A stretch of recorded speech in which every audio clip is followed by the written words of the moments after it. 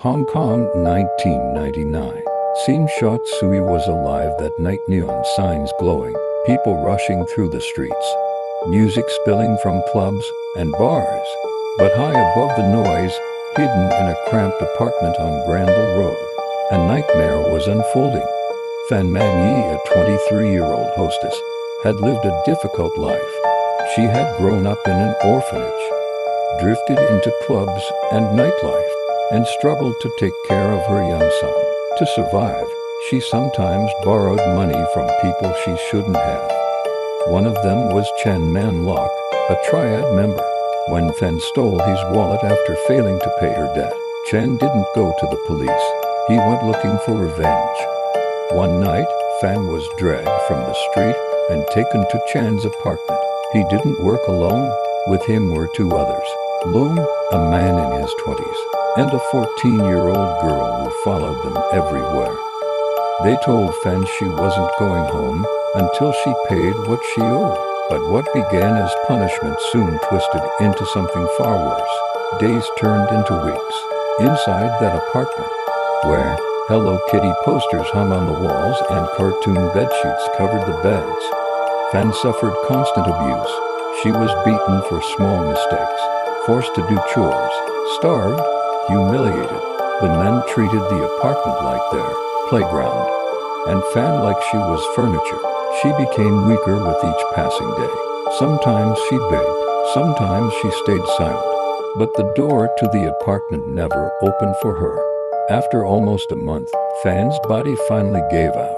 She died quietly in the same room where she had been held captive, not with a scream, but with a slow descent into stillness. The men did not call an ambulance.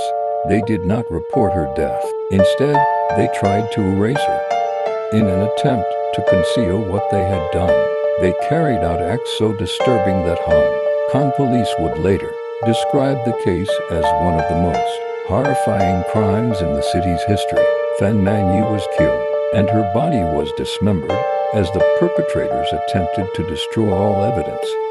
The apartment, once filled with childish decorations, was transformed into a crime scene that would haunt everyone who entered it. For months, life outside continued as usual.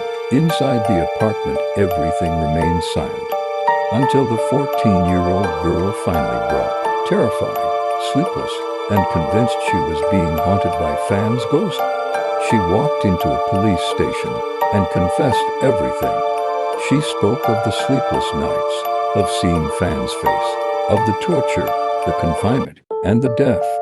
When police later entered the apartment, they discovered what appeared to be an ordinary Hello Kitty doll, sitting quietly in the corner where Fan had been held.